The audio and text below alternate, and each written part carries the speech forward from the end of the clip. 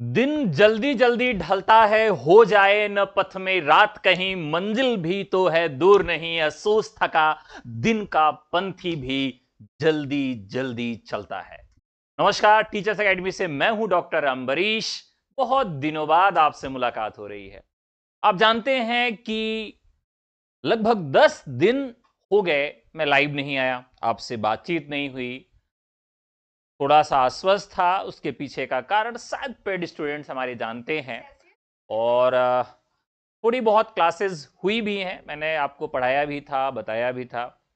और अभी जो स्वरूप देख रहे हैं आप, ये कुछ थोड़ा सा इन्फेक्शन था सर में, मैंने आपको बताया था, जिसकी वजह से क्लास 20 में मैं इंटरप्ट किया था, बंद थी क्लासेस। तो फाइनली आज क्लास शुरू हो रही है। आज हम शुरू कर रहे हैं और बाकी जो चीज़ें बाकी रह गई हैं उसको कवर अप करेंगे। यूपी पीजीटी के पेपर को लेकर भी हमारी तैयारी है, रिवीजन बैचेस जो हैं उसको भी हम शुरू कर देंगे, प्रैक्टिस भी हमारी शुरू हो जाएगी और जो टेस्ट सीरीज है वो भी आपको प्रोवाइड करवा दी जाएगी। तो ये पूरी तैयारी है और इसको हम लोग कर लेंगे। तो क्लास का टाइम ड्यूरेशन है वो थोड़ा सा हम लोग एक्सटेंड करेंगे, थोड़ा सा बढ़ाएंगे। और चलिए शुरू करते हैं। एक बार आप लोग कमेंट करके बता दीजिए कि कैसे हैं आप सब लोग, क्योंकि इतना दिन से क्लास चल नहीं रही थी तो स्वाभाविक है कि बहुत सारे लोग को मालूम नहीं था कि क्लास चल रही है, बहुत सारे लोग अभी नहीं जुड़ पाए हैं। तो एक बार आप सब फटाफट बता दीजिए कि कैसे हैं आप सब। बाकी मैं एप्लीकेशन पर नोटिफिकेशन डलवा देता हूं। हिंदी की क्लास यूट्यूब पे लाइव है, डाल दिया गया है। तो चलिए धीरे धीरे सभी लोग आ जाएंगे, शुरू करें। चलिए, तो आज का सबसे पहला सवाल जो है वहां से शुरुआत करते हैं। चलिए, एक दो दिन में लोगों को मालूम चल जाएगा कि क्लासेस शुरू हो गई हैं, क्लासेस चलने लगी हैं, तो धीरे धीरे लोग आने लगेंगे।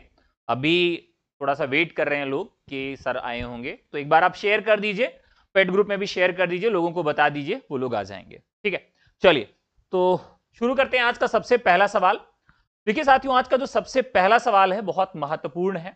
दरअसल हमने 14 तारीख को एक टेस्ट कंडक्ट करवाया था आप लोगों के लिए, जिसमें जो पेपर था उसे मैं सॉल्व नहीं करवाया हूं। वो पेपर टाइप नहीं हो पाया था। आज मैं पेपर शेड्यूल किया था लेकिन वो टाइप नहीं हो पाया था। तो ये दूसरा पेपर सेट है जो मैं आपको आज लेकर आया हूं, दिखा रहा हूं, जो बहुत महत्वपूर्ण और बहुत ही टफेस्ट पेपर मैंने बनाया था, उसको मैं सॉल्व कराऊंगा आपको एक दो दिन में, वो टाइप हो जाएगा तब। ठीक है, चलिए। तो दीपमाला जी आ गई हैं, सीमा जी आ गई हैं, धनंजय आ गए हैं, बहुत सारे लोग आ गए हैं। चलिए, लोग आते रहेंगे, शुरू करते हैं। यहां क्या, इस साहित्य के इतिहास के लिए इतिहास दर्शन संज्ञा का प्रयोग किस विद्वान ने किया? आपके ऑप्शंस हैं ग्रियर्सन, डॉक्टर नगेंद्र, वोल्टेयर, आचार्य रामचंद्र शुक्ल। यहां पर यह इतिहास दर्शन शब्द का जो प्रयोग किया गया, भारतीय परिप्रेक्ष्य में न होकर पाश्चात्य परिप्रेक्ष्य में यह प्रश्न पूछा गया है। पाश्चात्य परिप्रेक्ष्य में अगर देखें तो यहां एक नाम हमको मिलता है वोल्टेयर का। वोल्टेयर कौन थे? फ्रांसीसी विद्वान थे जिनका जन्म पेरिस में हुआ था। ये जब जन्म लेते हैं तो उस समय अंग्रेजों में या ईसाइयों में धर्म को लेकर बहुत कट्टरता थी। तो धार्मिक कट्टरता के विरुद्ध इन्होंने लेखन कार्य शुरू किया। और उस धार्मिक कट्टरता के विरुद्ध जब इन्होंने इतिहास लेखन कार्य शुरू किया तो बहुत सारे लोगों ने इनका विरोध भी किया। और इस विरोध के बदौलत इनका एक नया दार्शनिक सिद्धांत साहित्य में आ जाता है, जिसे हम साहित्य दर्शन का नामकरण करते हैं।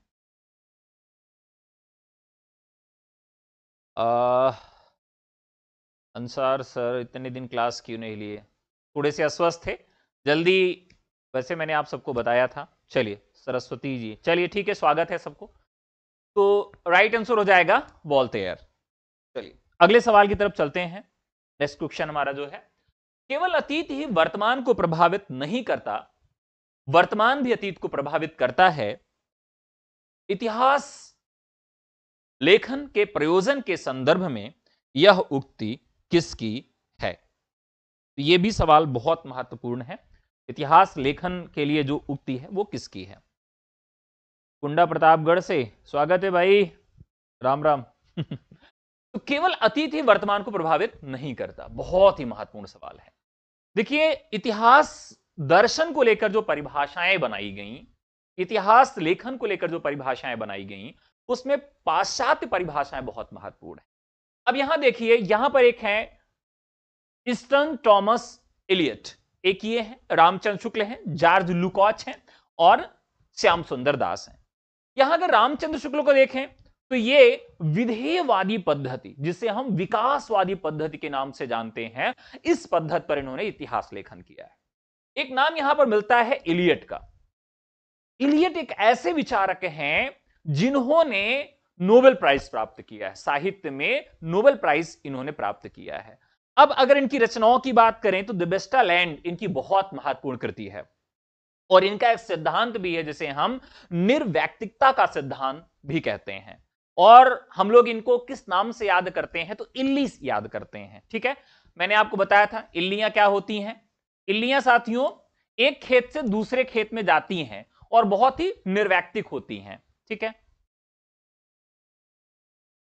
अच्छा विवेक जी, ठीक है, मैं कॉमर्स फैकल्टी के लिए प्रयास कर रहा हूं, जल्दी ही आपकी क्लास शुरू हो जाएगी, धन्यवाद। तो वो निर्वैयक्तिक होती है, एक स्थान से दूसरे स्थान तक वो बिना किसी व्यक्तिकता के आधार पर जाती हैं। ये ट्रिक मैंने बताया था कि आपको इल्लियों से इलियट याद रहें, और ये जो कथन है केवल अतीत ही वर्तमान को प्रभावित नहीं करता, वर्तमान भी अतीत को प्रभावित करता है। इतिहास लेखन के प्रयोजन के संदर्भ में यह उक्ति किसकी है, तो टी.एस. इलियट की है। ठीक है, चलिए प्राची जी शुभ संध्या, शुरू करते हैं।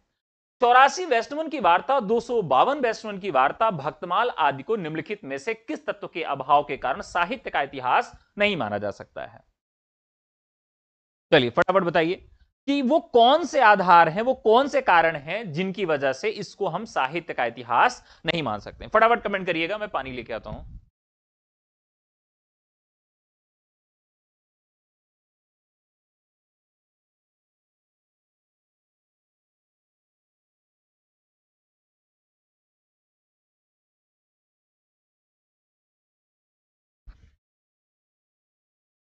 चलिए चलिए फटाफट बताइए।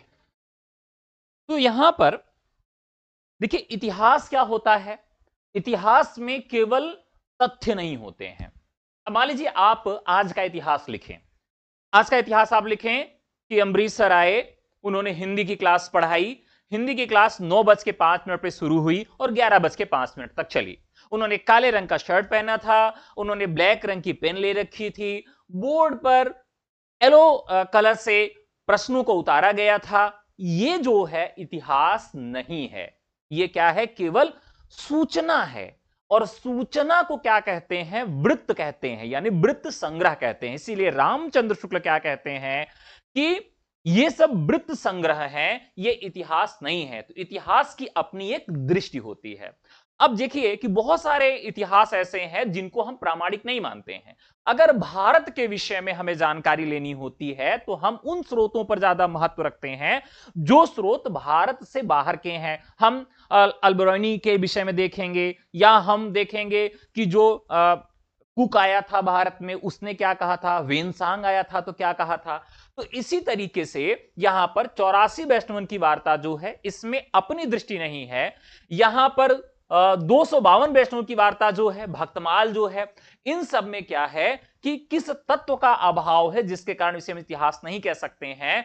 तो इसमें क्या है कि कालक्रम एवं संसंबत, युगीन चेतना, प्रवृत्ति विश्लेषण, उक्त तीनों के अभाव के कारण। तो आपके ऑप्शंस क्या हैं? विवेक जी, मैंने आपकी बात नोट कर ली है और पूरा प्रयास करूंगा कि आपके लिए व्यवस्था की जाए। हाँ, तीनों के अभाव कारण, ठीक है। अमृता जी आ गई हैं, सरिता जी आ गई हैं। मालिक कोई टीजीटी एग्जाम की डेट बता दीजिए। मानस आ गए हैं, दीपमाला, अमृता, ठीक है, चलिए स्वागत है।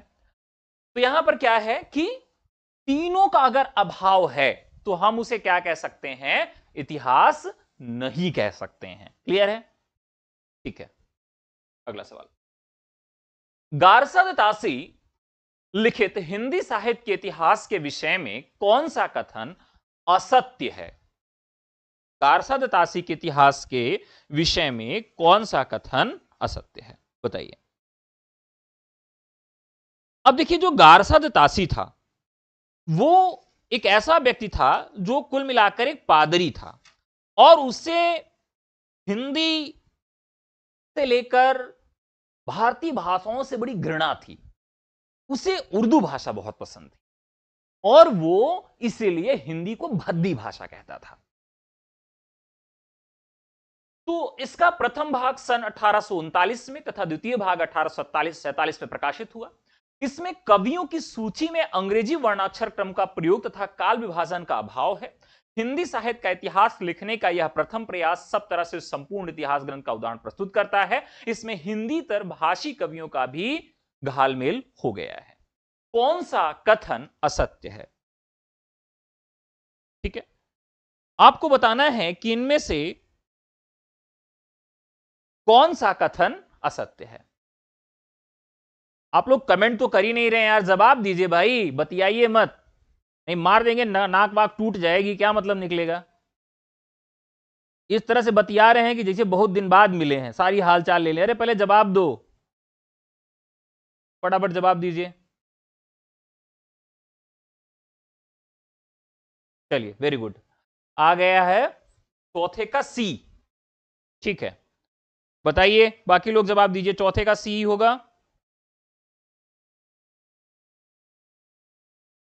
या तो कुछ देर हम लोग बातें कर लें फिर क्लास शुरू करें।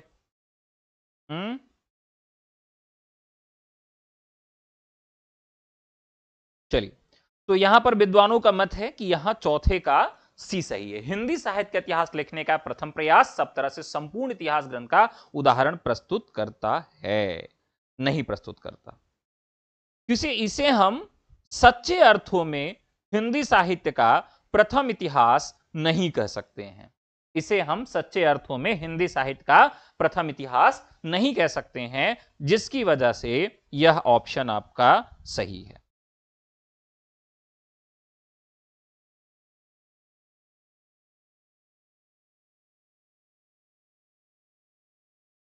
चलिए, तो ऑप्शन आपका सी सही हो गया, क्योंकि इसमें क्या है कि प्रथम प्रयास सब तरह से संपूर्ण इतिहास ग्रंथ का उदाहरण है, नहीं है। न तो काल विभाजन का प्रयास किया गया, न कोई आलोचनात्मक वृत्ति रही, न हिंदी और उर्दू के कवियों के लिए अलग अलग रचनाएं बताई गई, केवल सूचनात्मक जानकारी दी गई और वर्णवृत्त प्रस्तुत किया गया।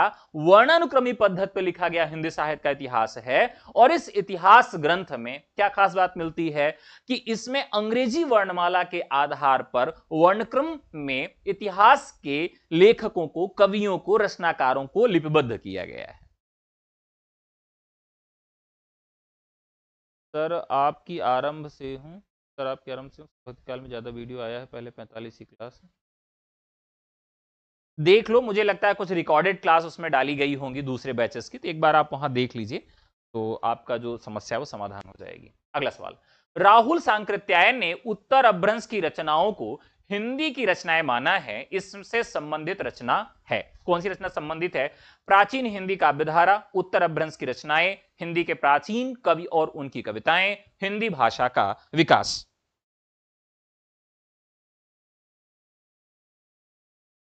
क्या बताया है कि राहुल सांकृत्यायन ने उत्तर अपभ्रंश की रचनाओं को हिंदी की रचनाएं माना है। किसको माना है? उत्तर अपभ्रंश, यानी अपभ्रंश के बाद की स्थिति जो है। हाँ, तबियत ठीक है, अब बेहतर हूं, बहुत अच्छा हूं, धन्यवाद। तो उत्तर अपभ्रंश को क्या माना है?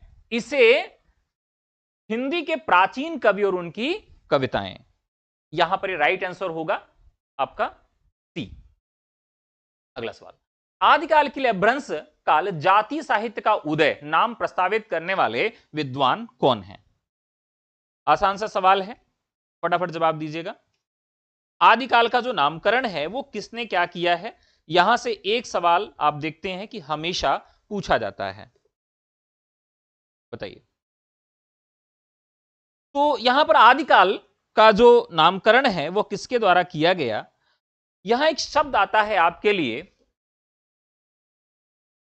जातीय शब्द आता है। तो जातीय शब्द का प्रयोग इतिहास में हिंदी साहित्य के दूसरे इतिहास में बच्चन सिंह के द्वारा किया गया है। किसके द्वारा किया गया है? बच्चन सिंह के द्वारा किया गया है। तो राइट आंसर हो जाएगा बच्चन सिंह। इसी तरह से कुछ और नामकरण हैं, जैसे संक्रांति काल भी एक नामकरण आपके लिए आ सकता है।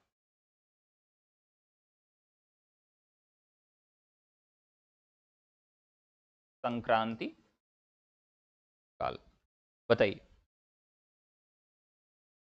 देखिए, जो नए नामकरण हैं आजकल वो ट्रेंडिंग में है, यानी अगर सवाल बनता है तो जो नए नामकरण है उनसे प्रश्न बनता है। तो जैसे संक्रांति काल है, तो संक्रांति काल जो है वो राम प्रसाद मिश्र का है। किसका है? राम प्रसाद मिश्र ने इसे संक्रांति काल कहा है, आदिकाल कहा है। इसी तरीके से प्राचीन काल, प्राचीन काल किसने कहा है? शंभुनाथ सिंह ने कहा है। कैसे याद रहेगा शंभुनाथ का नाम? तो शंभुनाथ, भगवान बोले शंभु क्या है? बहुत प्राचीन है, बहुत प्राचीन है। तो प्राचीन काल इसका नामकरण किसने किया है? तो शंभुनाथ ने किया है। ठीक है। इसी तरीके से एक और नाम खूब पूछा जाता है, जिसमें क्या है? वीर प्रशस्त युग। वीर प्रशस्त युग किसका है? तो विजेंद्र स्नातक का है। ठीक है।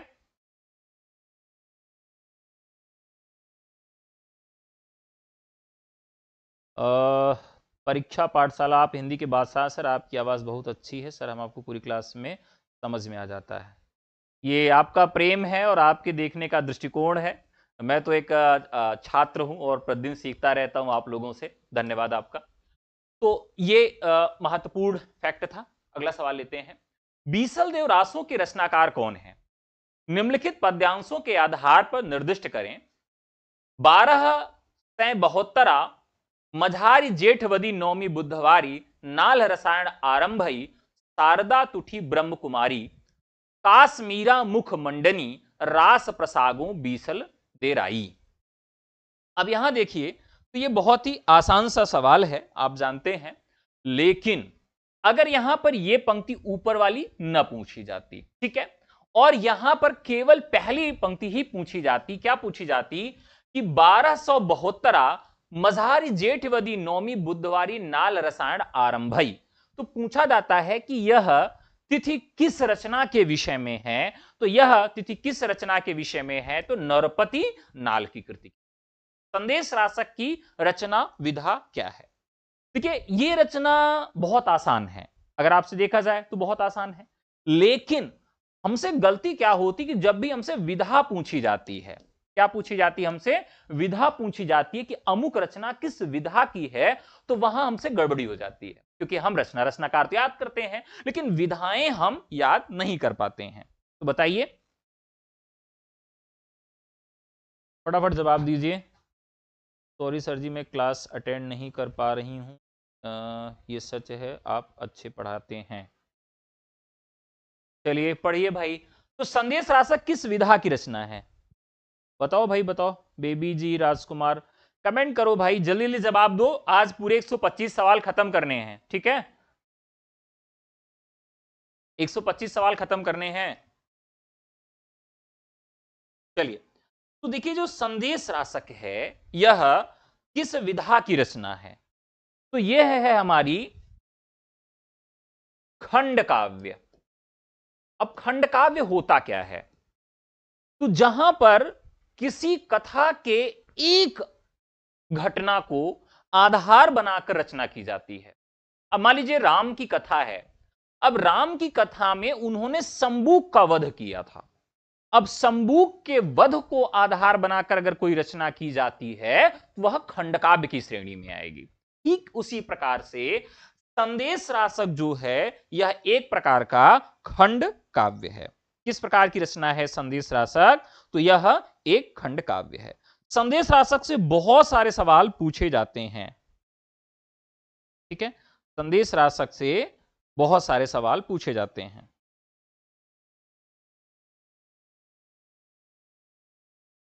अब देखिए, संदेश रासक जो है, एक रचना आपने देखा होगा मेघदूत। मेघदूत किसकी रचना है? तो मेघदूत जो है वह कालिदास की रचना है। ठीक है, कालिदास की रचना है और इस रचना को बहुत ही अप्रतिम कृति माना जाता है। क्यों माना जाता है? क्योंकि आज अपने प्रेमिका के पास अगर कोई संदेश भिजवाना है तो किससे भिजवाएंगे?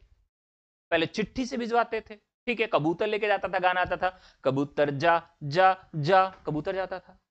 अब क्या है कि संचार माध्यमों में इतना ज्यादा अपडेट आया है कि अब फोन भी नहीं करना है, टेक्स्ट करना है, मतलब इतने सारे ऑप्शन आ गए हैं प्रेमिका के पास संदेश भेजने का कि प्रेमिका एक जगह से ब्लॉक मारती है तो 10 जगह से और संदेश आप भेज देते हैं। लेकिन कालिदास के समय में ऐसी समस्या थी, तो कालिदास जब लिखते हैं कि यक्ष अपने यक्षिणी से अलग हो गया है, तो वो संदेश भेज रहा है किसके माध्यम से? बादल के माध्यम, और उन बादलों के माध्यम से उस पूरे रास्ते का भी चित्रण कर रहा है कि भैया, आज इसको अपनी भाषा में लैंडमार्क कह सकते हैं, तो लैंडमार्क भी बता रहा है कि यहां यहां जाइए, ऐसे ऐसे जाइए, ऐसे ऐसे करना है आपको। तो उसी पद्धति की एक रचना है। तो ये कालिदास का जो मेघदूत है, ये गीति काव्य है, ठीक है। इसी तरीके का ये खंडकाव्य जो है संदेश रासक है, और यहां पर भी संदेश भेजने का काम किया जा रहा है, संदेश भेजने का काम किया जा रहा है।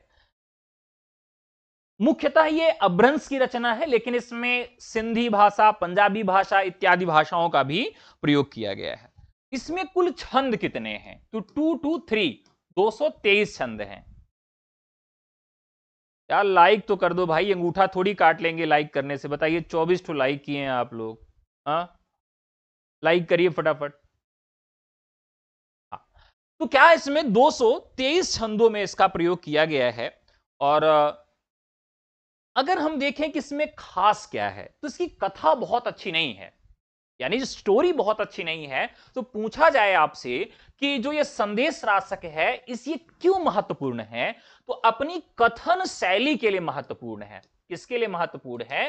कथन शैली के लिए महत्वपूर्ण, ठीक है। अब जैसे कि आपको मालूम चल जाए कि भाई कोई प्रेमी अपने प्रेमिका से कैसे मिलता है, उसके बीच में क्या क्या समस्याएं आई, तो फिर मजा नहीं, अरे यार कहानी में मजा नहीं था। लेकिन प्रेमी और प्रेमिका इतनी मधुर तरीके से बात करते हैं, वो आपको बहुत अच्छा लग जाता है, ठीक है। तो वही जैसे एक वीडियो वायरल हुआ था, उसमें कहें कि मेरे बाबू ने थाना थाया कि नहीं थाया, तो वही वाला मामला है कि वो सेंटेंस बहुत अच्छा था, वो लोगों के दिमाग में हिट कर गया। वैसे संदेश रासक की जो कथन शैली है, साहित्य में ये अमोल निधि है, इसके लिए हम इसको जानते हैं, ठीक है। भारतीय साहित्य में विरह काव्य की एक रूढ़ का उदाहरण है। किसका उदाहरण है ये? विरह काव्य की। किस तरह का काव्य है? तो विरह काव्य की रूढ़ी का आधार है, ठीक है।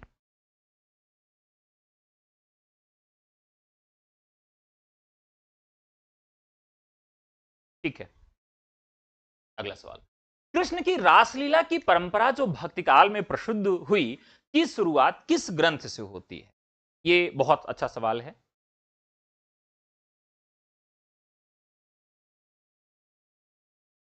बताओ भैया बबुआ फटाफट।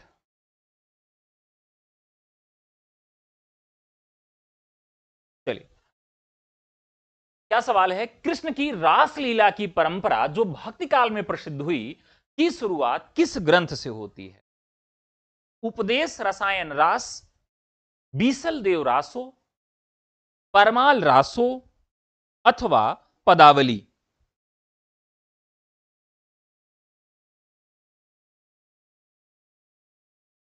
चलिए, ये अच्छा प्रश्न है, तो बढ़िया से जवाब दीजिएगा, गलत न होने पाए भाई।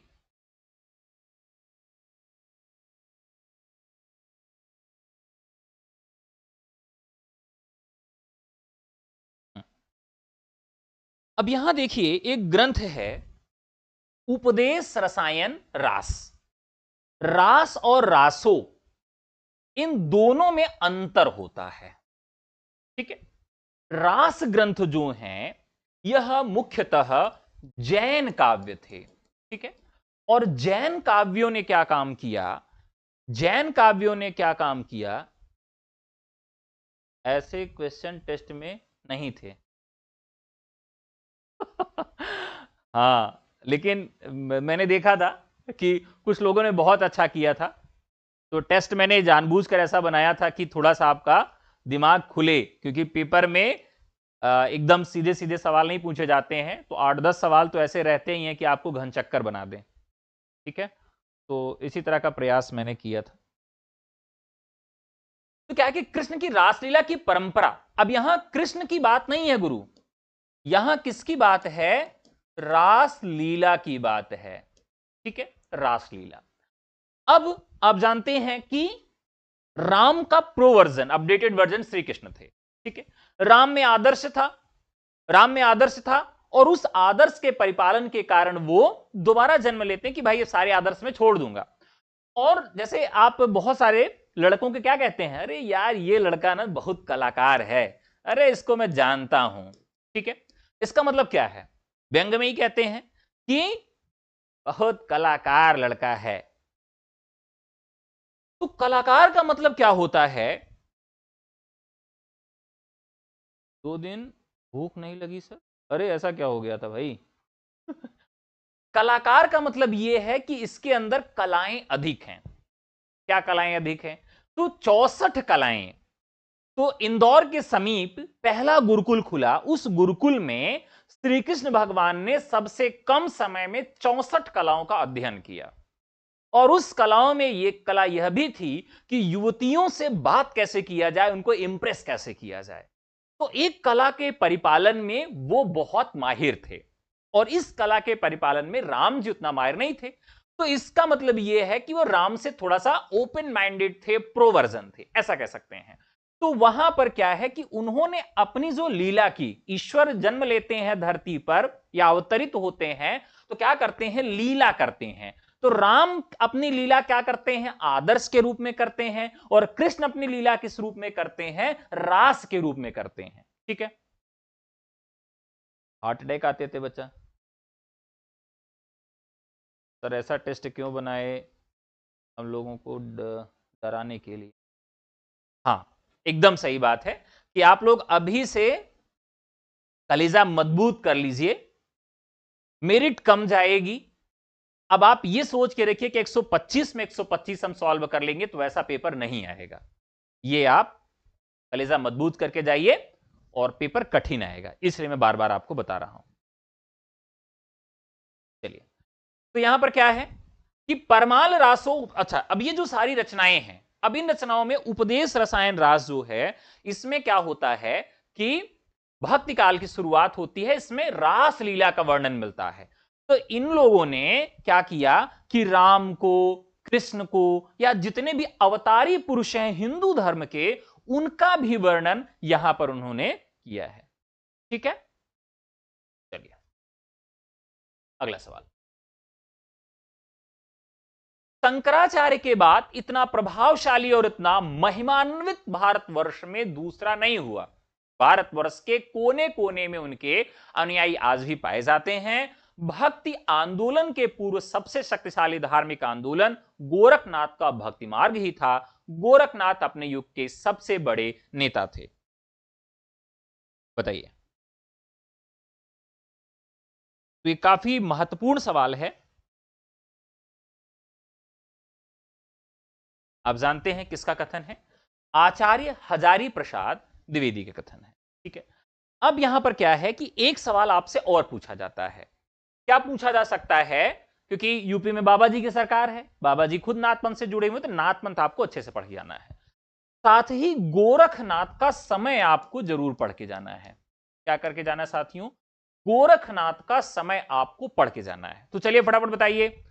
हजारी प्रसाद द्विवेदी के अनुसार, हजारी प्रसाद द्विवेदी के अनुसार गोरखनाथ का समय कैसे याद रखेंगे?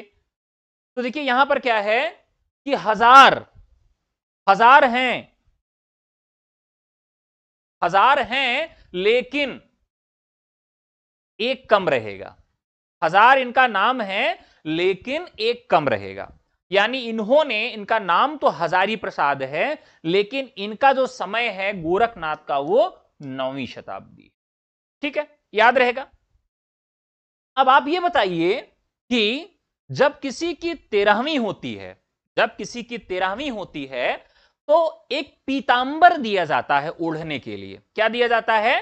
पीतांबर दिया जाता है। कब दिया जाता है? ओढ़ने के लिए। तो राइट हमको हो जाएगा कि 13वीं शताब्दी किसने बताया था? पीतांबर बड़वत्थवाल ने 13वीं शताब्दी इनका समय बताया था। याद रहेगा कि पीतांबर बड़वत्थवाल ने गोरखनाथ का समय क्या बताया? 13वीं शताब्दी बताया। गोरखनाथ का समय हजारी प्रसाद द्विवेदी ने क्या बताया? 9वीं शताब्दी बताया। ठीक है,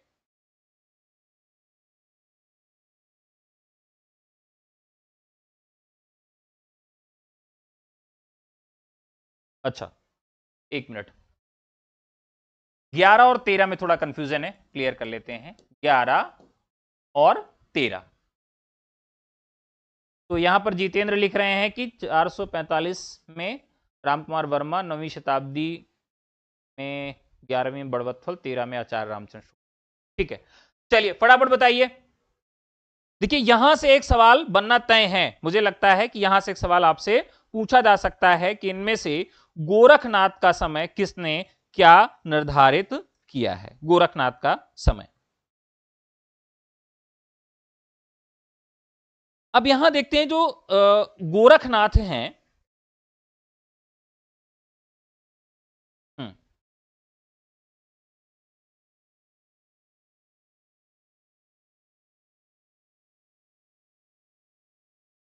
चलिए आगे बढ़ा जाए।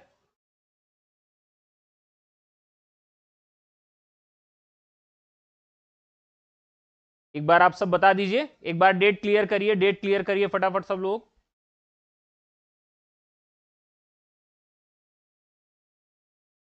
ठीक है, 845 में है सर जी, गलत हो गया। 11वीं शताब्दी पीताम्बर बर्तवा, 13वीं शताब्दी। ठीक है, वेरी गुड। हाँ, अब यहां पर क्या है कि जब आप किसी के यहां जाते हैं तो आपको पीताम्बर देता है और साथ में 11 रुपए भी देता है। ठीक है, और 13वीं में किसको बुलाया जाता है? शुक्ला जी को बुलाया जाता है। 13वीं में शुक्ला जी को बुलाया जाता है और 11 रुपए देकर पीताम्बर चढ़ा दिया जाता है कि ये लीजिए।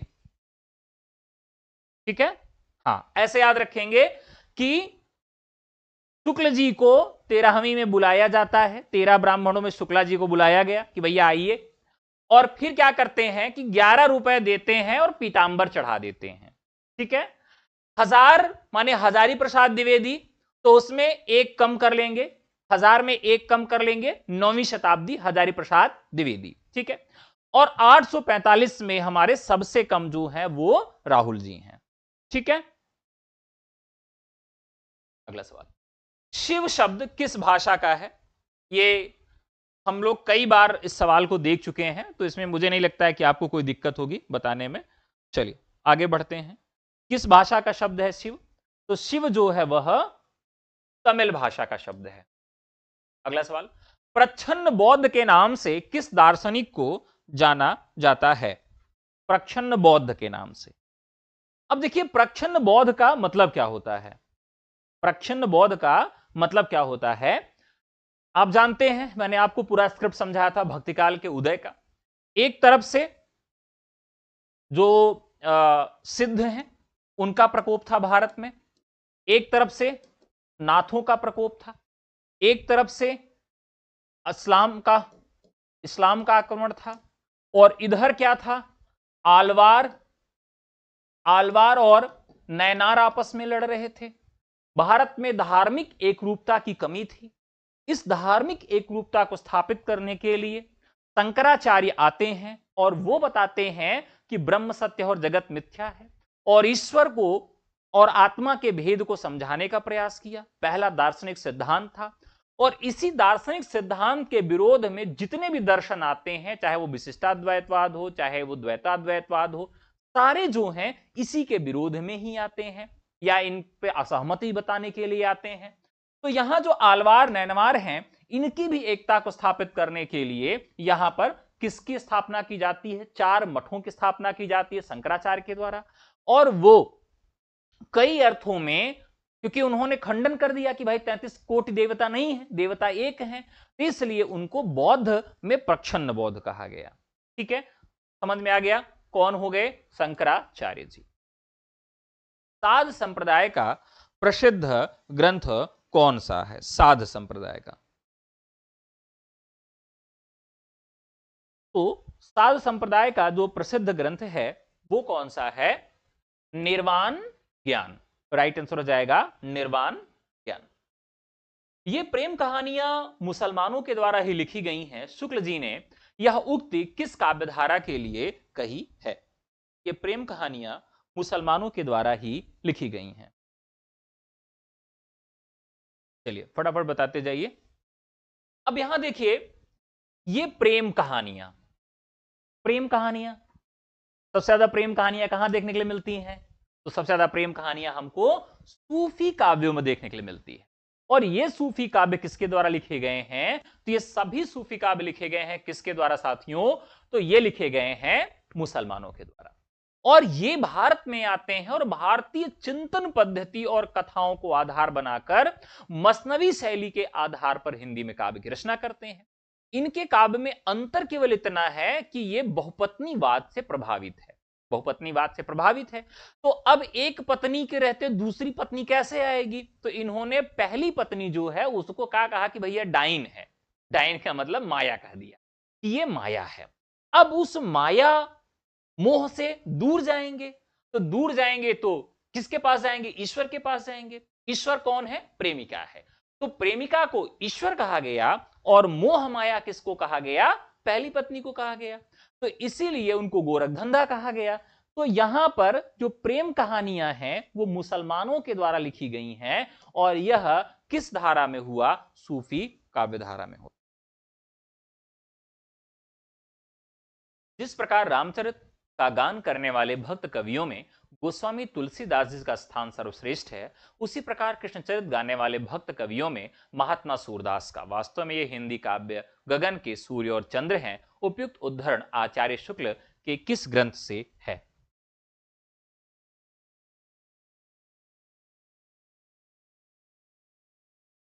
बताइए। तो देखिए, हम लोग एक दो सवाल आपके लिए क्वेश्चन ऑफ द डे छोड़ते हैं ना।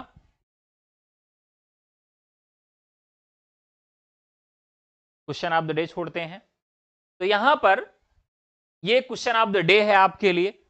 प्रश्न बहुत महत्वपूर्ण है। जिस प्रकार रामचरित का गान करने वाले भक्त कवियों में गोस्वामी तुलसीदास जी का स्थान सर्वश्रेष्ठ है, उसी प्रकार कृष्णचरित गाने वाले भक्त कवियों में महात्मा सूरदास का। वास्तव में ये हिंदी काव्य गगन के सूर्य और चंद्र हैं। उपयुक्त उद्धरण आचार्य शुक्ल के किस ग्रंथ से लिया गया है? यह सवाल आपके लिए छोड़ा जा रहा है और आपको जवाब देना है कमेंट बॉक्स में। ठीक है। भ्रमर गीत सार, हिंदी साहित्य का इतिहास, सूरदास या महात्मा सूरदास, किस ग्रंथ में यह बात उन्होंने कही है? कालक्रम के अनुसार कवियों का सही क्रम बताइए। कालक्रम के अनुसार कवियों का सही क्रम बताइए। देखिए, भक्तिकाल के कवियों का क्रम आपको याद होना चाहिए क्योंकि यहां से भी एक सवाल आपसे पूछा जा सकता है। ठीक है, तो भक्तिकाल के कवियों का क्रम आपको याद होना चाहिए। बताइए। तो भक्तिकाल में अगर हम कवियों का क्रम देखें तो इसमें संत कवियों का क्रम तो काफी महत्वपूर्ण है। नंददास, सूरदास, कुंभनदास और कृष्णदास।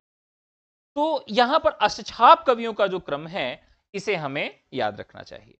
अष्टछाप के जो कवि हैं इनका जो हम याद रखेंगे, जो इनको क्रम बना के रखेंगे, वो किस तरीके याद रखेंगे? तो मैंने एक ट्रिक आपको बताई थी। क्या ट्रिक बताई थी? कुसूर परम कृष्ण का है। तो ये सीक्वेंस के अनुसार है। कुसूर परम कृष्ण का सबसे बड़े, जो सबसे पहले वो सबसे बड़े होंगे वो होंगे कुंभन दास, वो सबसे बड़े हो जाएंगे। ठीक है, कुसूर परम कृष्ण का है। अगर इस अनुसार देखें तो यहां पर हमारा राइट आंसर क्या होगा साथियों?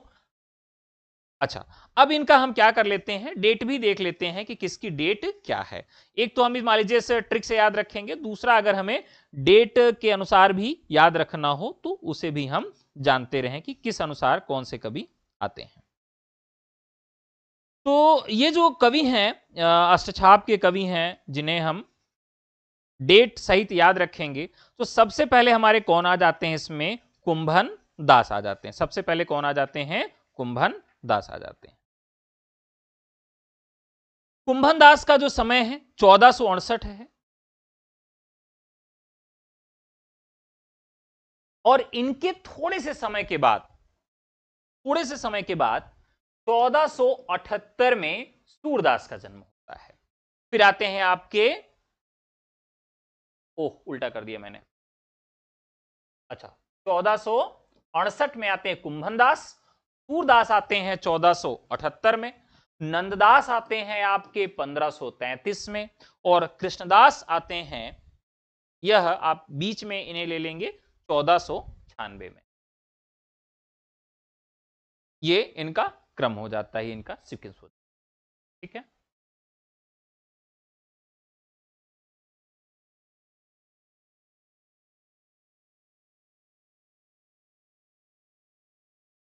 चलिए तो नेक्स्ट क्वेश्चन की तरफ बढ़ते हैं। कानन है अंगरी, रहीबो जहीबो, रहीबो जहीबी, सॉरी, रहीबो जब ही मुरली धुनि मंद बजे हैं, काव्य पंक्ति है रसखान, नंददास, कृष्णदास या सूरदास। कानन है अंगरी, रहीबो जब ही मुरली धुनि मंदी बजे हैं।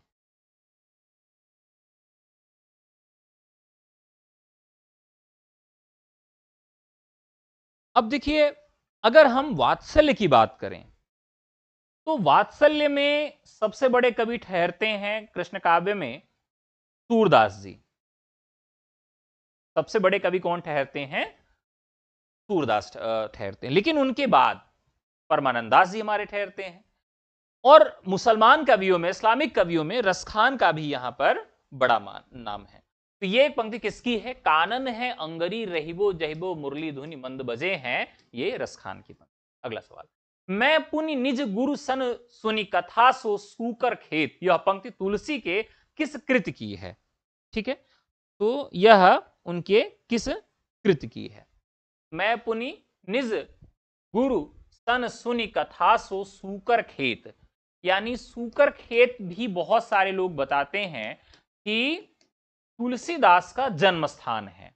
तो तुलसीदास का जन्म स्थान सूकर खेत है, लेकिन यह बात किस ग्रंथ से ली गई है यह आपको बताना है। बताइए। जानकी मंगल, हनुमान बाहु या कवितावली? तो राइट आंसर हो जाएगा इसका रामचरित मानस। राइट आंसर हो जाएगा रामचरित मानस। देखन जो पाऊं तो पठाऊं जमलोक, हाथ दूजो न लगाऊं वार कर को, पंक्ति किस कवि द्वारा सृजित है? तो एक कवि आपको यहां मिलेंगे। अच्छा, कवितावली होगी? हमको लगा कि आप लोग सो रहे हैं, जवाब ही कोई नहीं दे रहा है।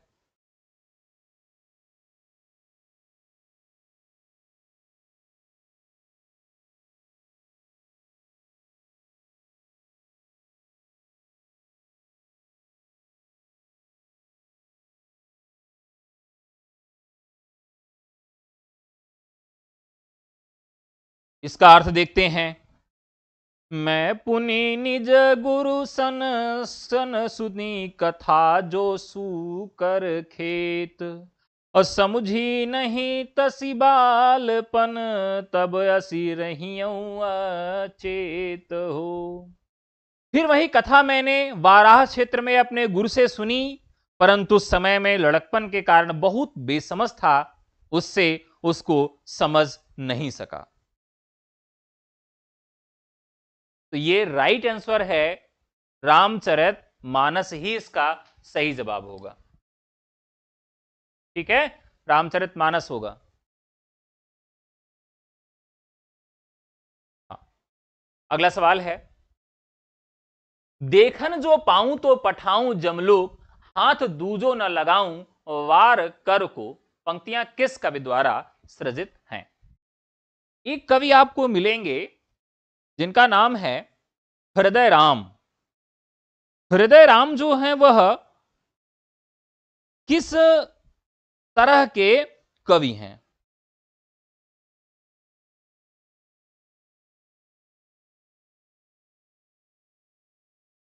तो राइट आंसर हो जाएगा हृदय राम। अब आपको यह बताना है कि हृदय राम किस तरीके के कवि हैं। आंखें फाड़ फाड़ के देख रहे हैं, चलिए बहुत बढ़िया। हृदय राम किस तरह के कवि हैं? राम कथा के कवि के हैं या फिर कृष्ण कथा के कवि हैं? देखिए, जो कुछ कवि ऐसे हैं जिनका नाम आपको याद रखना है, जिनका नाम आपको याद रखना है कि ये किस तरह के कवि हैं, यानी राम काव्य से संबंधित हैं, कृष्ण काव्य से संबंधित हैं, किस काव्य से संबंधित हैं, ये भी आपको याद रखना होगा। ठीक है, राम भक्त। सुंदर परम किशोर वयक्रम चंचल नयन विशाल, पंक्ति किस कवि की है? सुंदर परम किशोर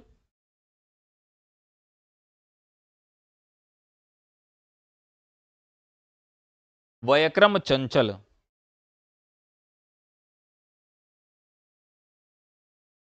नयन विशाल,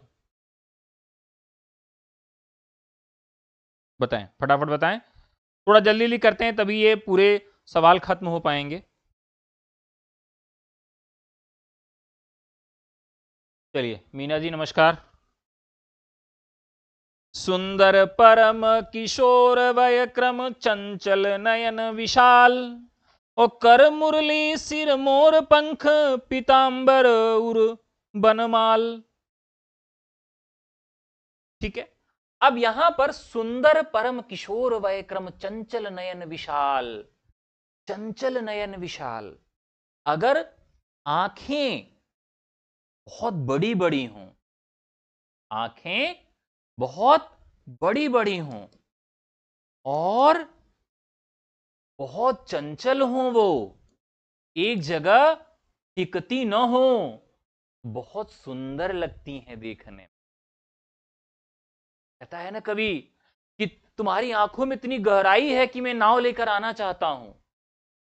तो इसका मतलब यह है कि आंखें बड़ी होनी चाहिए और आंखें बड़ी होने के साथ साथ उसमें चंचलता भी होनी चाहिए। तो यहां पर सुंदर परम किशोर वयक्रम चंचल नयन विशाल, और नयन बड़े बड़े तो हैं लेकिन चंचल भी बहुत हैं, एक जगह टिक के नहीं रहते हैं।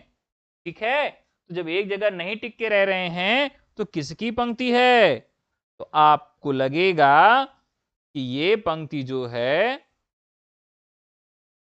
हमारे बिहारी की है। लगेगा आपको, यही यही लग रहा है ना? मन की बात मैं बता रहा हूं कि आपको लग रहा होगा कि ये बिहारी की पंक्ति है।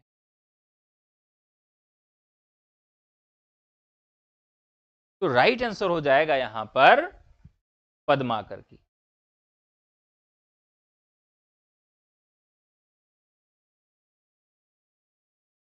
क्या लगा दें?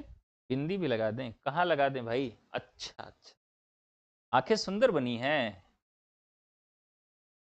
नाक थोड़ा लंबी कर देते हैं।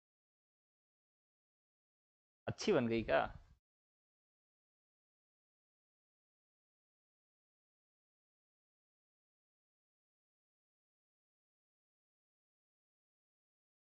अब लेकिन कुछ लोग इस पंक्ति को सूरदास की भी कहते हैं।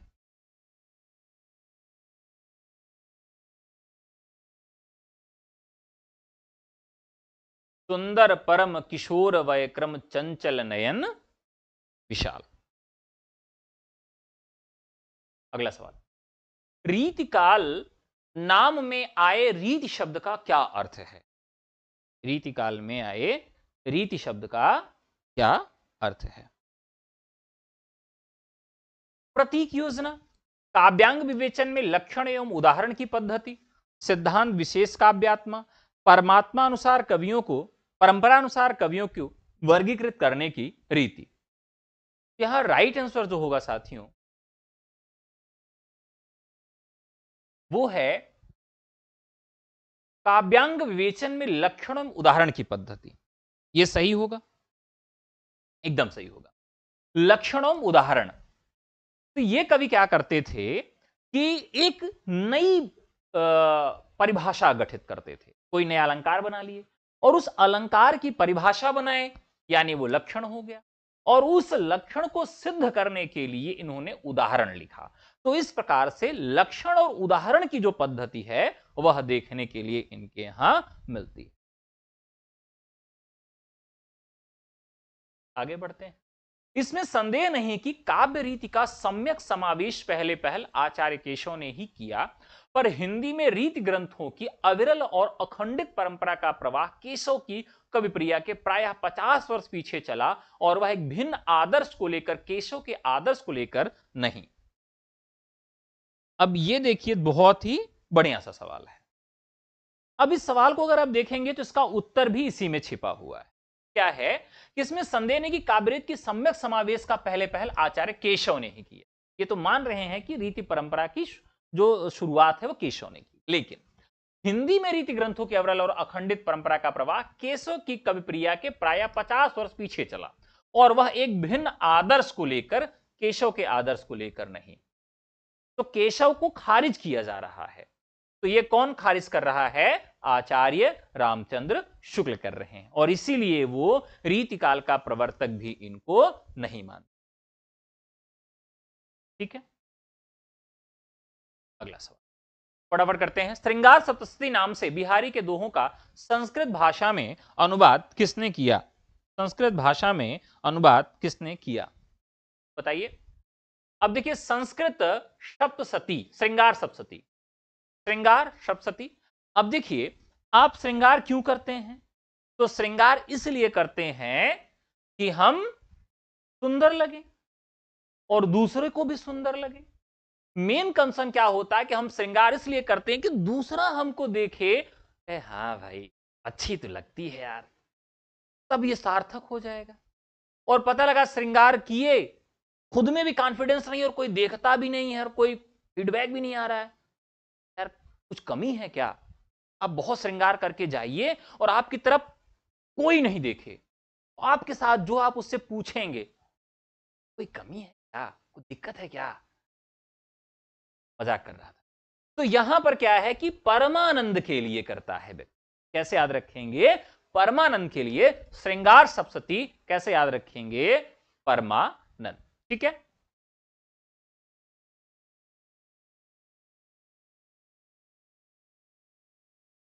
केशव ने कविप्रिया की रचना किस गणिका को शिक्षा देने के लिए की थी? यह भी सवाल बहुत बढ़िया है। मतलब आप लोगों के ऊपर धिक्कार है कि आप लोग अपने प्रेमिका के लिए कुछ नहीं कर पा रहे हैं। एक समय था कि लोग अपनी प्रेमिका के लिए क्या करते थे? किताब लिख देते थे। लो, अभी एक लास्ट टाइम मामला आया था। क्या मामला आया था? कि एक बॉयफ्रेंड अपनी गर्लफ्रेंड के लिए बढ़िया मेकअप किया, लड़की बन गया और लड़की बन के जाके पेपर दे रहा है, पकड़ा गया बेचारा, पेपर ऊपर में आया था। तो ये बॉयज हैं, सलाम है इनको। एक ये भी थे, केशव ने कविप्रिया की रचना किस गणिका को शिक्षा देने के लिए की थी? गणिका। गणिका क्या है कि राजदरबार में रहने वाली थी। बहुत सारे लोगों ने अपने प्रेमिका के लिए भी रचनाएं लिखी। ये जो परिपाटी है वो रीतिकाल में देखने के लिए मिलती। तो केशव जो है किस गणिका के लिए रचना लिखते हैं, तो ये भी काफी महत्वपूर्ण है। तो एक गणिका थी जिनका नाम था राय प्रवीण। राइट आंसर हो जाएगा राय प्रवीण। अगला सवाल, चिंतामणि आते हैं सर्वांग निरूपक की श्रेणी में, विशिष्टांग निरूपण की श्रेणी में, छंद निरूपक की श्रेणी में, या फिर रस निरूपक की श्रेणी में? फटाफट बताएं। अब आप चिंतामणि की रचनाओं को देखें, वो सर्वांग निरूपक कवि हैं। किस तरह के कवि हैं? तो उनके यहां जो काव्य है उसके सभी अंगों का विवेचन देखने के लिए मिलता है। सभी अंगों का विवेचन देखने के लिए मिलता है। कहां देखने के लिए मिलता है? सर्वांग निरूपक। अगला सवाल, हिंदी साहित्य में ध्वनि का प्रथम विवेचन किसने किया? हिंदी साहित्य में ध्वनि का प्रथम विवेचन किसने किया है? अब रीतिकाल में अगर हम देखें तो हमारे एक कवि आपको मिलेंगे, कुलपति मिश्र। कुलपति मिश्र जो है, इन्हें हम ध्वनिवादी काव्य के अंतर्गत रख सकते हैं। ठीक है, तो यहां राइट आंसर हो जाएगा कुलपति मिश्र। इत आवत चली जात उत चली 6 सातक हाथ, इसके रचयिता कौन है? बताइए। इत आवत चली जात,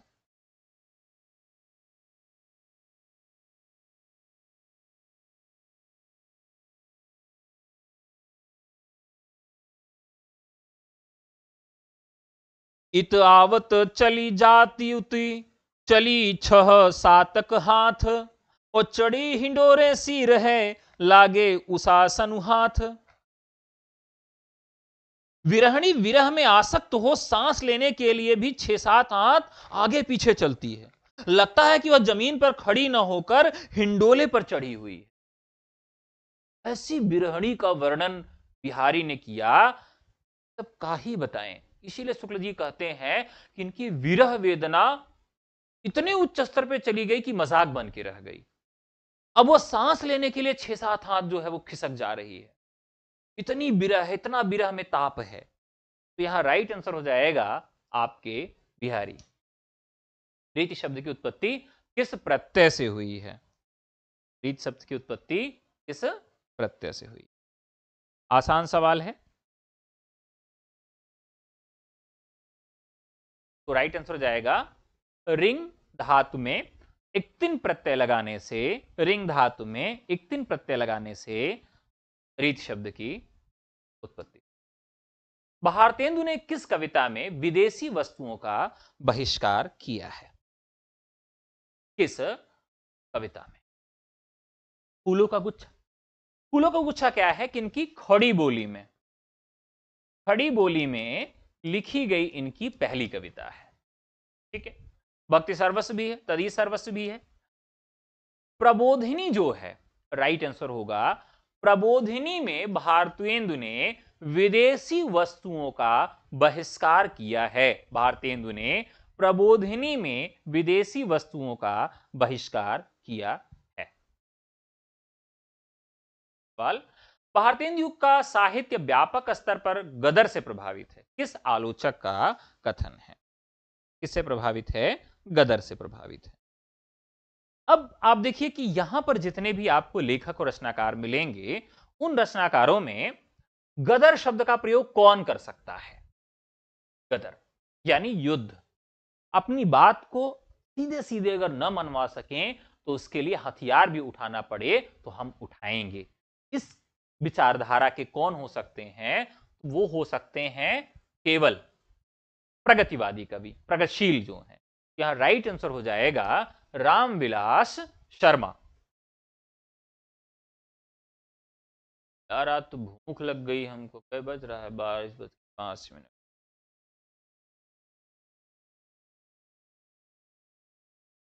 कॉफी बना लें क्या?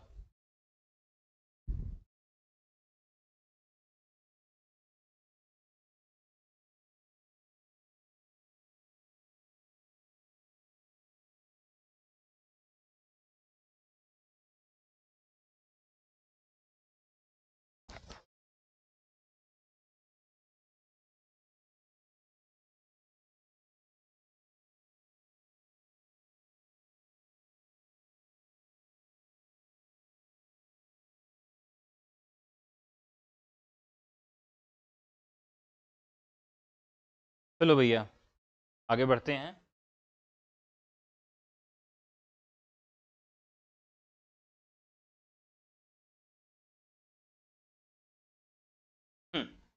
जागो अब तो खलबल दलन रक्षहूं अपनो आर्य मग, के रचयिता कौन है?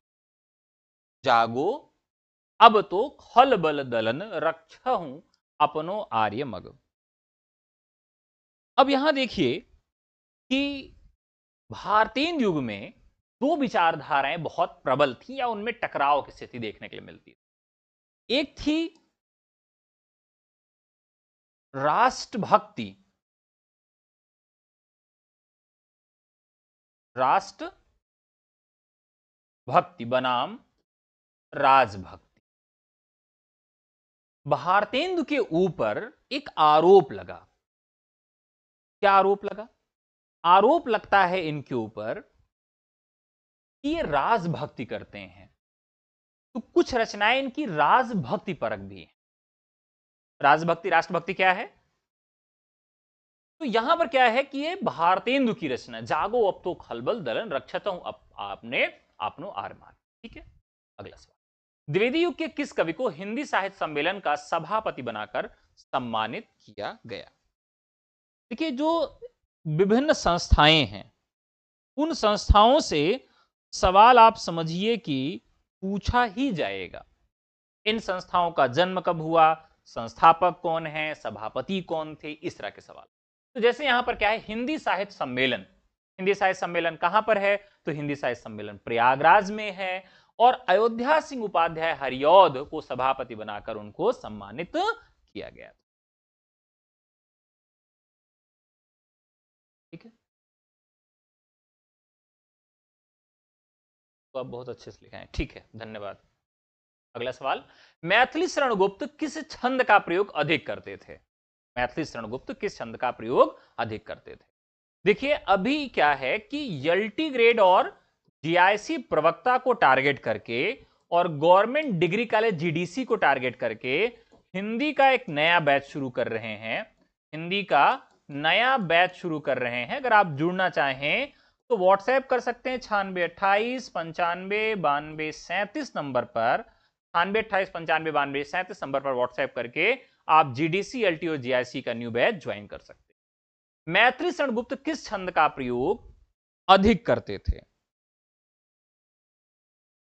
तो ये इनका जो प्रिय छंद था वह हरि गीतिका था।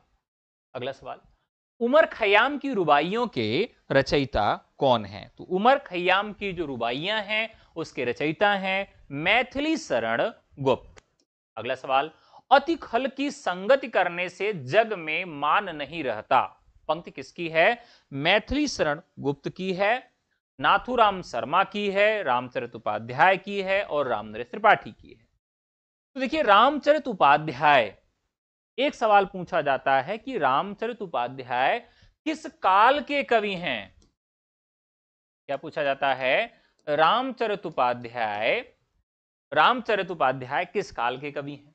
नाथूराम शर्मा का गर्भरंडा रहस्य बहुत महत्वपूर्ण कृति है, जो जन्म से बाल विधवा पैदा होती स्त्रियां उनके ऊपर यह रचना है। ठीक है, मैथिली शरण गुप्त।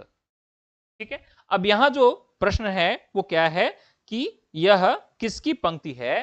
तो राइट आंसर हो जाएगा नाथूराम शर्मा शंकर की कृति है, पंक्ति है। तो आपने बताया नहीं, रामचरित उपाध्याय, जितेंद्र जी बताएं किस काल के कवि हैं?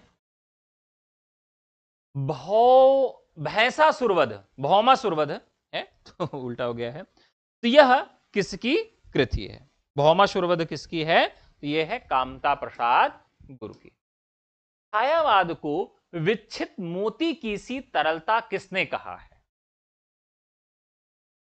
द्विवेदी युग की, ठीक है, वेरी गुड। अब यहां आपको बताना है कि छायावाद को विच्छित मोती की सी तरलता किसने कहा है?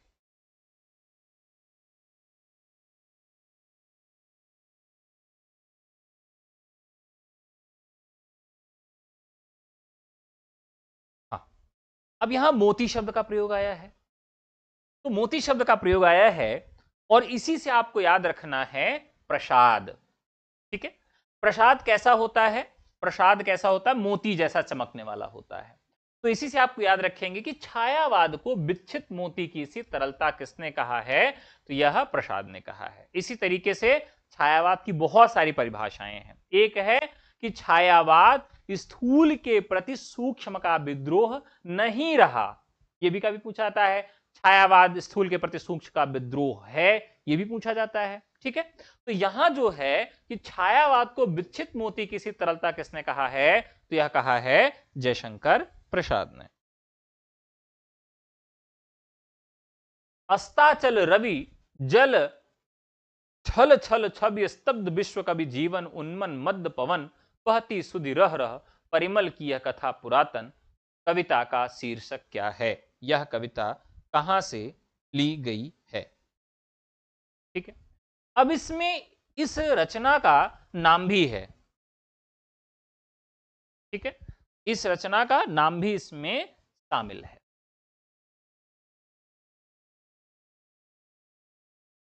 बताएं।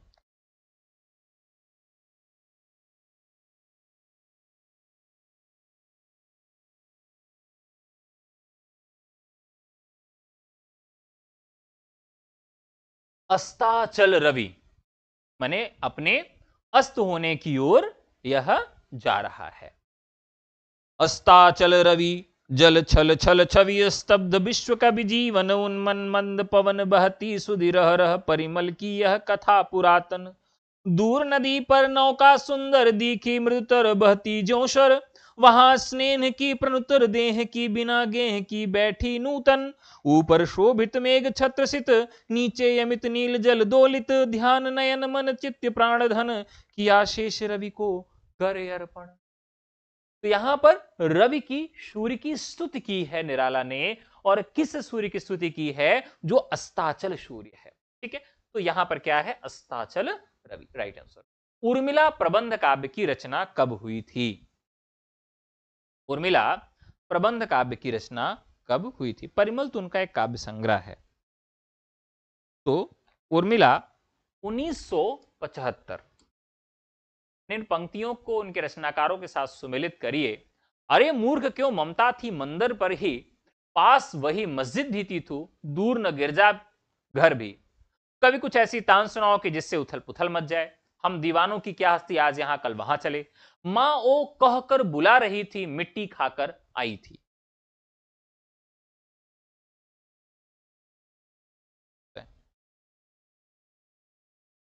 तो पहले का 2 हो जाएगा, दूसरे का 1 हो जाएगा, तीसरे का 4 और चौथे का 3। ठीक है। अरे मूर्ख क्यों ममता थी मंदिर पर ही, सियाराम शरण गुप्त का है। कभी कुछ ऐसी तान सुनाओ, बालकृष्ण शर्मा नवीन का है। हम दीवानों की क्या हस्ती, भगवती चरण वर्मा का है। माओ कहकर बुला रही थी, मिट्टी खाकर आई थी, सुभद्रा कुमारी चौहान क्या है। अब यहां कंफ्यूजन क्या होता है साथियों? ये पंक्ति आसान तो है, लेकिन कभी कुछ ऐसी तान सुनाओ और हम दीवानों की क्या हस्ती, इसमें हम कंफ्यूज हो जाते हैं। कैसे याद करेंगे? यहां क्या है कि कभी हम दीवानों की क्या हस्ती आज यहां कल वहां चले, तो ये इसका राइम बना लीजिए। कैसे राइम बनाएंगे? कि माता ने बुलाया है, ऐसे अगर हम इसकी राइम बना लेंगे तो भगवती कहां चले, भगवती के पास चले, ये राइम बना लेंगे, याद हो जाएगा। और कभी ऐसी तान सुनाओ, उथल पुथल मच जाए। उथल पुथल मचाने का काम कौन करता है? बालक करता है। घर में 5 मिनट के लिए अकेले छोड़ दीजिए, पूरा उथल पुथल मचा देगा। तो ऐसे आप इसको याद कर लेंगे। प्रगतिवाद के संबंध में कौन सा कथन सही नहीं है? प्रगतिवाद के संबंध में कौन सा कथन सही नहीं है? प्रगतिवाद में सामाजिकता का आग्रह है, प्रगतिवाद का आधार द्वंदात्मक भौतिकवाद है, प्रगतिवाद पूंजीवाद का पक्षधर है, प्रगतिवाद में निम्न वर्ग का चित्रण है। सही नहीं है। अब देखिए, जो प्रगतिवाद है जो कार्ल मार्क्स के सिद्धांत पर आधारित है। कार्ल मार्क्स मुख्यतः अर्थशास्त्री थे और उनका मानना था कि इस दुनिया में असमानता का जो कारण है वो पूंजी है, इसीलिए वो पूंजी के सबसे बड़े और प्रबल विरोधी थे। तो हमें याद रखना होगा कि यहां पर प्रगतिवाद पूंजीवाद का पक्षधर है, यह बात यहां पर गलत है। प्रगतिवाद जो है वो पूंजीवाद का विरोधी है, पक्षधर नहीं है।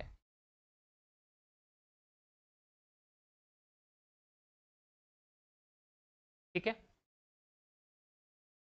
सवाल, ओ जन्म के सजग चितेरे कविता किसे समर्पित करके नागार्जुन ने लिखा है?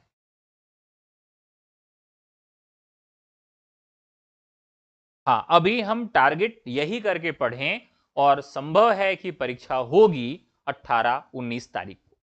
ओ जन्म के सजग चितेरे कविता किसे समर्पित करके नागार्जुन ने लिखा है? इसे किसने लिखा है? केदारनाथ अग्रवाल के लिए लिखा है। ठीक है। 2 लोग आते हैं यहां पर, एक आते हैं केदारनाथ सिंह और एक आते हैं केदारनाथ अग्रवाल। तो केदारनाथ अग्रवाल जो हैं, इन्हें हम प्रगतिवादी कवियों के अंतर्गत रखते हैं। किसके अंतर्गत रखते हैं? प्रगतिवादी कवियों के अंतर्गत रखते हैं, और ये प्रयोगवाद में भी आते हैं। ऐसा है जी। शिवमंगल सिंह की किस कृति पर 1974 में साहित्य अकादमी पुरस्कार मिलता है? ठीक है, किस कृति पर मिलता है ये तो आप लोग को मालूम ही होगा, फटाफट कमेंट करके बता दो।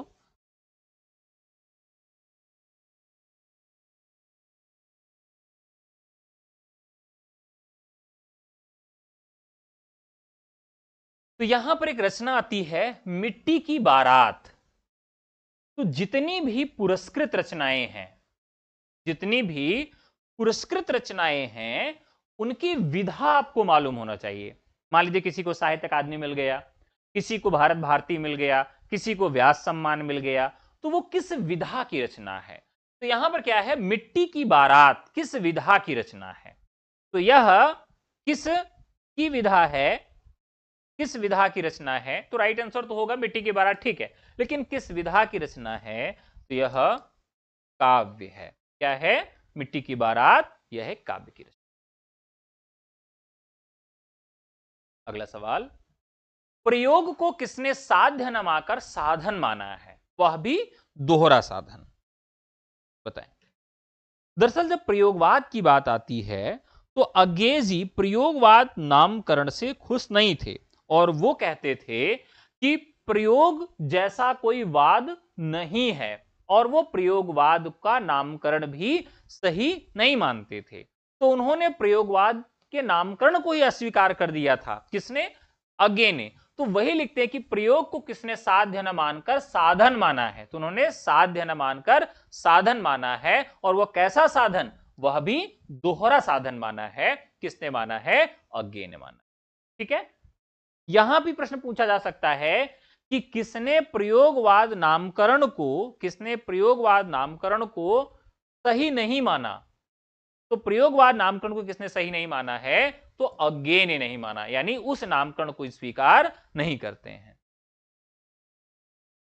हाँ, द्वितीय सप्तक की भूमि।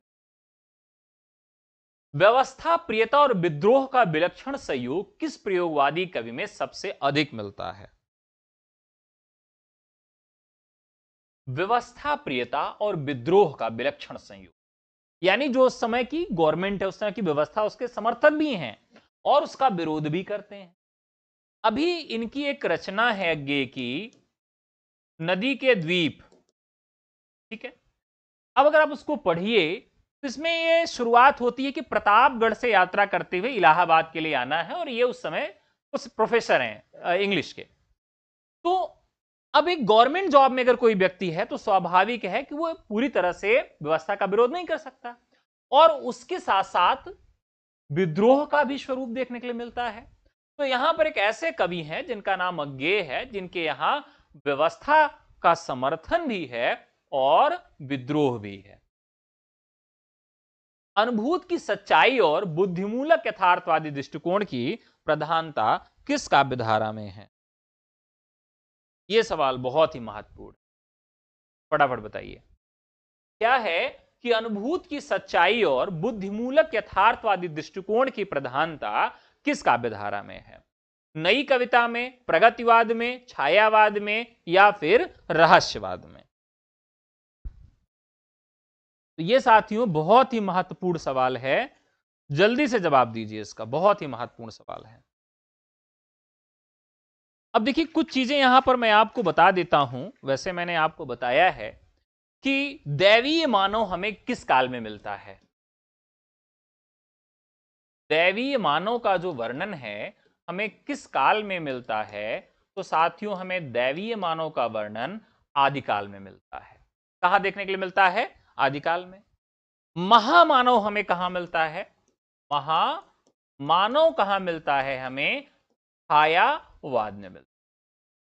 अब निराला जो रचनाएं लिख रहे हैं उसमें वो महामानव की स्थापना करते हैं। प्रिय, एक टेक्निकल सपोर्ट का नंबर है हमारा 8318489291 पे व्हाट्सएप कर दीजिए। वैलिडिटी खत्म हो गई होगी, इस वजह से क्लास नहीं दिख रही है। तो यहां पर क्या है कि महामानव कहां देखने के लिए मिलता है, छायावाद में। शोषित मानव हमें उसका वर्णन कहां देखने के लिए मिलता है, शोषित मानव हमें कहां मिलता है, तो प्रगतिवाद की कविता में। कहां मिलता है, प्रगतिवाद की कविता में शोषित मानव मिलता है। लघु मानव हमें कहां मिलता है, लघु मानव हमें कहां मिलता है साथियों? तो हमें वह नई कविता में मिलता है। कहां मिलता है? विजय देव नारायण शाही की जो अवधारणा है लघु मानवतावाद, तो ये लघु मानव हमको कहां मिलता है? नई कविता में। आम आदमी हमें कहां मिलता है? आम आदमी हमें कहां मिलता है? तो वो हमें साठोत्तरी कविता में मिलता है। कहां मिलता है साथियों? तो हमें आम आदमी जो मिलता है कविता में, वो साठोत्तरी कविता में मिलता है। और सामान्य मानव कहां मिलता है हमें? सामान्य मानव कहां मिलता है? सामान्य मानव कहां मिलता है? तो हमें समकालीन कविता में मिलता है। किस कविता में मिलता है सामान्य मानव? तो सामान्य मानव हमको समकालीन कविता में मिलता है। ठीक है, तो ये विभिन्न प्रकार के जो मानव हैं कहां मिलते हैं, इसे भी हम याद रखेंगे। ठीक है, तो अनुभूति की सच्चाई, अब जो अनुभूति कर रहे हैं, अब मान लीजिए कि कोई कवि लिख रहा है कि बाप बेटा बेचता है भूख से बेहाल होकर, तो मतलब वो दर्द को समझ रहा है। आम आदमी की पीड़ा कविता में व्यक्त हो रही है। ये सारी चीजें हमको कहां देखें? अनुभूति की जो सच्चाई है वो हमें नई कविता में मिलती। बुद्धि मूलक यथार्थवादी दृष्टिकोण, यानी इसमें बुद्धि का प्राखर्य है, बुद्धि की प्रखरता है, और यथार्थवादी दृष्टिकोण जो जैसा है उसी तरीके से ही उसको व्यक्त करेंगे। और इसी वजह से इस नई कविता में काफी अश्लीलता भी आई, लेकिन उससे भी ज्यादा अश्लीलता आपको प्रयोगवाद में देखने के लिए मिलती है ना। मुक्तिबोध की कविताएं पढ़ लीजिए, धूमिल की कविताएं पढ़ लीजिए, मतलब इतना खुला अश्लील वर्णन उन्होंने किया है। तो उसके आगे बढ़कर बुद्धिमूलक यथार्थवादी दृष्टिकोण को अपनाया गया, यानी हम यथार्थवाद तो रखेंगे लेकिन यथार्थवाद के साथ थोड़ी बुद्धि का भी प्रयोग हम करेंगे। सर जी मेरे इस नंबर पर मैसेज, तनु जी आपने किया था, आपको कोई रिस्पांस नहीं मिला है। ठीक है, तो आपको कोई रिस्पांस नहीं मिला है तो आप इस नंबर पर मुझे व्हाट्सएप कर दीजिए 9310 87 97 19। ठीक है, मैं देख लूंगा, उसका स्क्रीनशॉट लेके मुझे इस नंबर पे आप भेज दीजिएगा कि ये मैं प्रयास की लेकिन मुझे हेल्प नहीं मिली। हाँ, मूत संचित भित्रिका इत्यादि बहुत सारे ऐसे रचनाएं हैं। उन्होंने मासिक धर्म पे कविताएं लिखी हैं, मतलब ऐसी ऐसी तरह की कविताएं लिखी हैं। इसी तरह से एबॉर्शन जिसे आप कहते हैं उस पर कविताएं लिखी गई हैं। तो इस तरह की कविताएं जो हैं वो लिखी गई हैं। सर ये प्रश्न समझ नहीं आया। अच्छा फिर से बता देता हूं। अनुभूति की सच्चाई, कवि के साथ जो घटित हो रहा है उसको वो कविता में व्यक्त करता है। बुद्धि मूलक यथार्थवाद, यथार्थवाद तो है लेकिन यथार्थ में भी बुद्धि का प्रयोग किया जाता है। यथार्थ में बुद्धि का प्रयोग करके कविता लिखी गई, ये हमें नई कविता में देखने के लिए मिलता है। प्रो प्लीज 2.0, अरे भाई इतने अच्छे टीचर नहीं है, धन्यवाद आपका। बस पढ़ा लेते हैं सीख सीख के, आपका प्यार है। बावरा हेरी अज्ञे रचित कृति में बावरा हेरी किसका प्रतीक है? हमने अज्ञे की सारी रचनाओं को आपको याद करवाया है। हाँ, प्रगतिवाद में यथार्थवाद तो है लेकिन अति यथार्थवाद आगे बढ़ता है। तो बुद्धिमूलक यथार्थवाद कहां आता है? वो नई कविता में देखने के लिए आता है।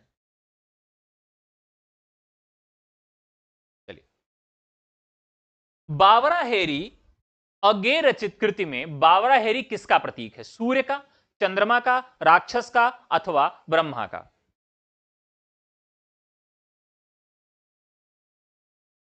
जल्दी, अरे यार मैं दूध रख के आया था, आप लोग याद भी नहीं दिलाते भाई, अभी तो जल जाता।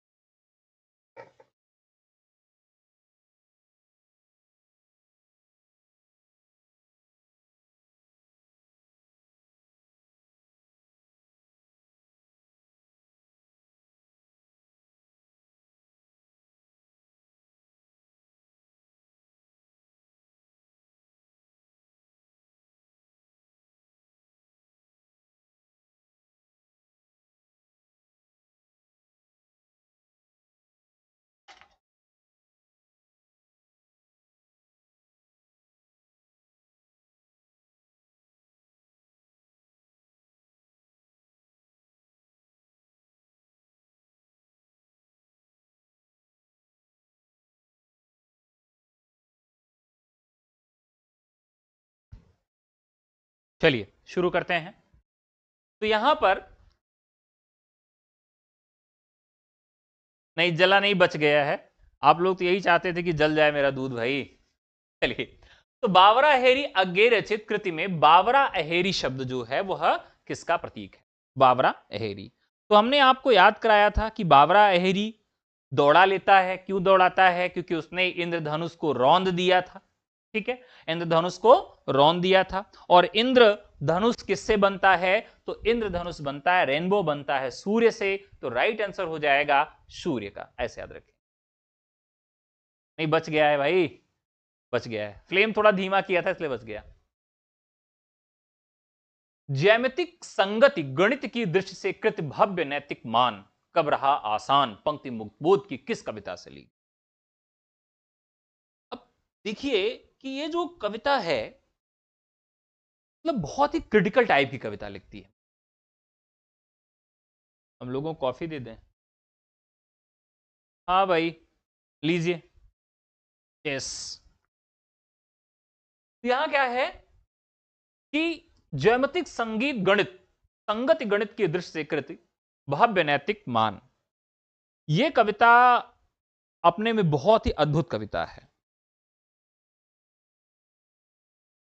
ब्रह्म राक्षस एक कविता आपको देखने के लिए मिलेगी। ब्रह्म राक्षस कविता आपको देखने के लिए मिलेगी। कभी अगर मौका मिले तो इस कविता को आप जरूर पढ़िए। ब्रह्म राक्षस कविता क्या है कि इसमें एक व्यक्ति ऐसा है जो जीवन भर अपने को श्रेष्ठ समझता था लेकिन सफल नहीं हो पाया और वो मर जाता है अंत में। एक ऐसी कथा है। ठीक है, ब्रह्म राक्षस कविता जो है मतलब बहुत ही अप्रतिम कविता है, आप ये कह सकते हैं। और इस कविता की जो शुरुआत होती है, कई बार उसकी पंक्ति पूछ ली जाती है। ठीक है, क्या पूछी जाती है कि शहर के उस ओर खंडहर की तरफ प्रत्यक्ष सोनी बावड़ी के भीतर ठंडे अंधेरे में बसी गहराइयां, जल की सीढ़ियां डूबी अनेकों उस पुराने घिरे पानी में समझ में ना आ सकता हो कि जैसे बात का आधार लेकिन बात गहरी हो। घिस रहा है देह हाथों के पंजे बराबर, बाह छाती मुंह छपाछप खूब करते साफ फिर भी मैला फिर भी मैला। है कि व्यक्ति इतना अपने आप को स्वच्छ साफ करना चाह रहा है लेकिन अंदर से उसके अंदर कालुस भरा पड़ा है, अंदर नहीं साफ कर पा रहा है। ब्रह्म राक्षस जो है इस प्रकार की एक कविता है। आप लोग को नींद आ रही है? अच्छा, देखिए नींद भगाने के दो आधार हैं। या तो अपने आसपास बैठे किसी व्यक्ति से कहिए कि एक जोर का थप्पड़ मुझे मार दीजिए प्लीज, या तो अपनी खोपड़िया ऐसे पकड़ के किसी बाल्टी में डुबो दीजिए और नाक से फड़फड़ फड़फड़ पानी निकलने लगे। दो आधार हैं, दो आधार अगर आप ट्राई कर लीजिए नींद भाग जाएगी। ठीक है, चलिए। तो यहां पर क्या हो गया कि यह कविता किससे संबंधित है? ब्रह्म राक्षस से संबंधित कविता है। और ब्रह्म राक्षस क्या है?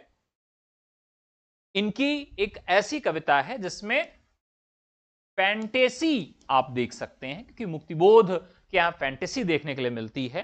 तो फैंटेसी बहुत ही ज्यादा देखने के लिए मिलती है।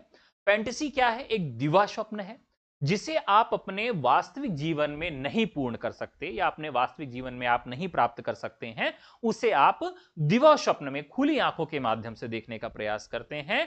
तो एक गाना भी है ना, तू है मेरी फैंटेसी। ठीक है, तो अगर कोई अपने पत्नी के लिए एक गाना गाता है कि तू है मेरी फैंटेसी, मतलब वो गलत गा रहा है। पत्नी तो उसके साथ ही है, तो क्या फैंटेसी है?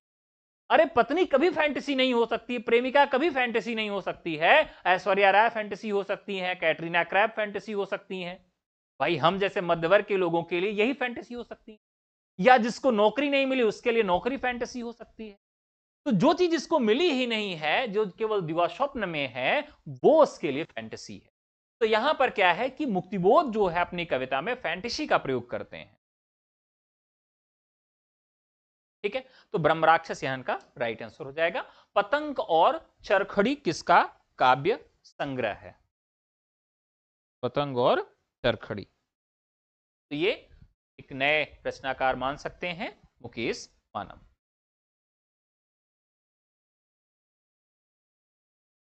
अंकित होने दो व अकेले कंठ की पुकार। तो ये अजित कुमार हैं, ये इसके राइट आंसर हो। अब यहां पर क्या करना है, प्रबंधात्मक कृतियों को मिलान करना है।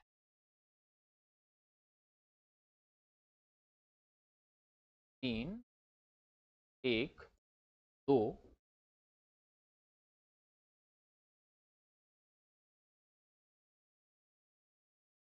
अच्छा अच्छा, मैंने बात दूसरे की और जवाब दूसरा को दे दिया क्या?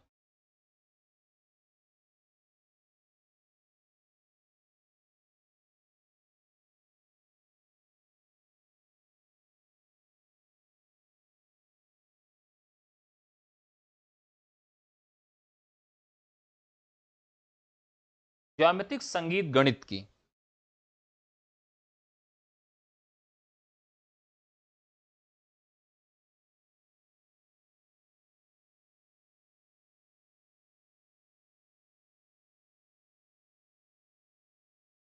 दृष्टि से कृत, इसी में कंफ्यूजन है किसी को?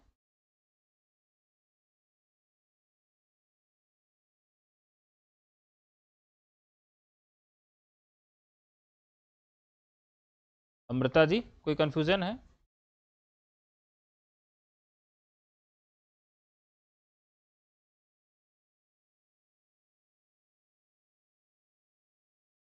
चलिए, कंफ्यूजन है इसको बाद में देख लेंगे।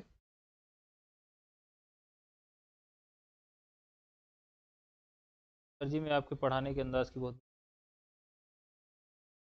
अच्छा छोटा लिखा है।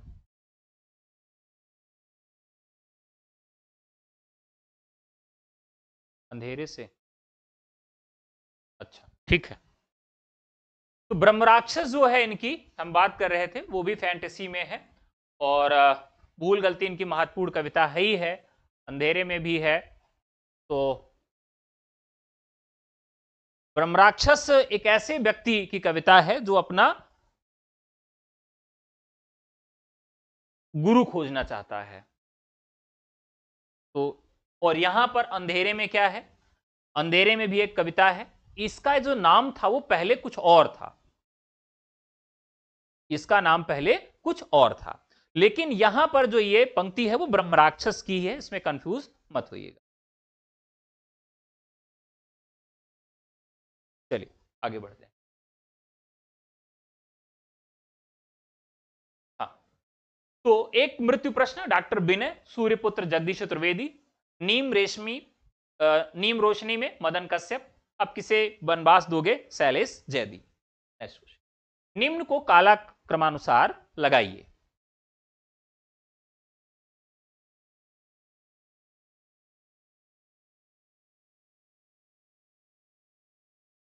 निम्न को काल क्रमानुसार लगाइए। कुंवर नारायण, रघुवीर सहाय, केदारनाथ सिंह, धर्मवीर भारती।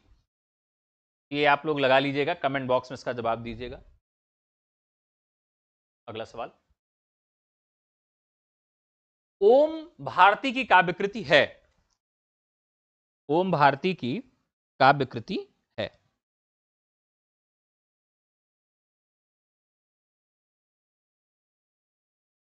जोखिम से कम नहीं, तो इस तरह की कुछ नई रचनाएं आपको देखने के लिए मिलेगी।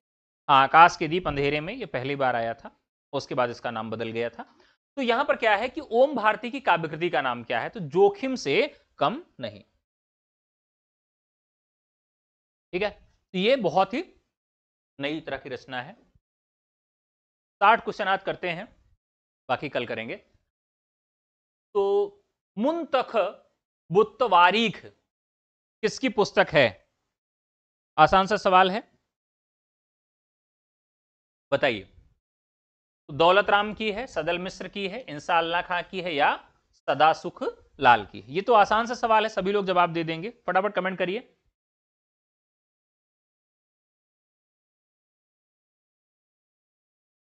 ये जो रचना है ये सदा सुख लाल की है, मुंतख बुत्तवारीख।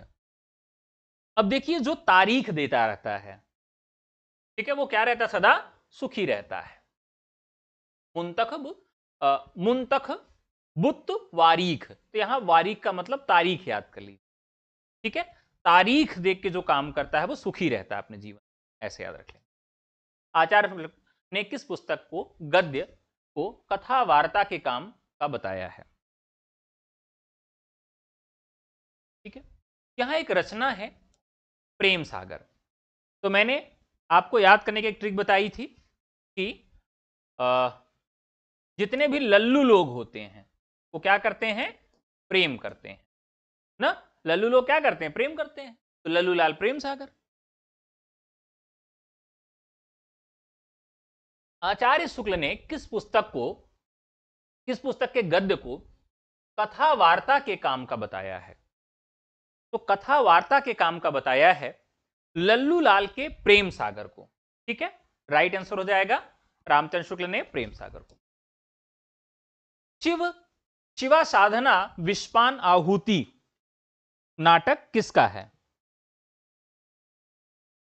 अब देखिए यहां पर विष्पान आहुति और शिवा साधना, अब तीनों में अगर आप देखेंगे तो शिव का रूप देखने के लिए आ रहा है, शिव इसमें आ रहे हैं। अब तो चलेगी क्लास, शुरुआत कर रहे हैं क्योंकि अब प्रैक्टिस करवाएंगे पीजीटी के लिए, आज बहुत दिन बाद क्लास करवा रहे हैं, अब शुरू करेंगे, रेगुलर रहेंगे। तो शिवा साधना विष्पान आहुति नाटक किसके हैं? तो ये हैं हरिकृष्ण प्रेमी की। तो आपको मैंने ये याद करने के लिए बताया था इन रचनाओं में कि तीनों जो देव हैं ब्रह्मा विष्णु महेश आपस में एक दूसरे की पूजा करते हैं।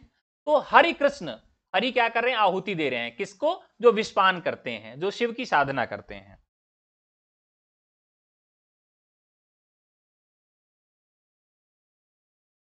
सुमेलित करना है।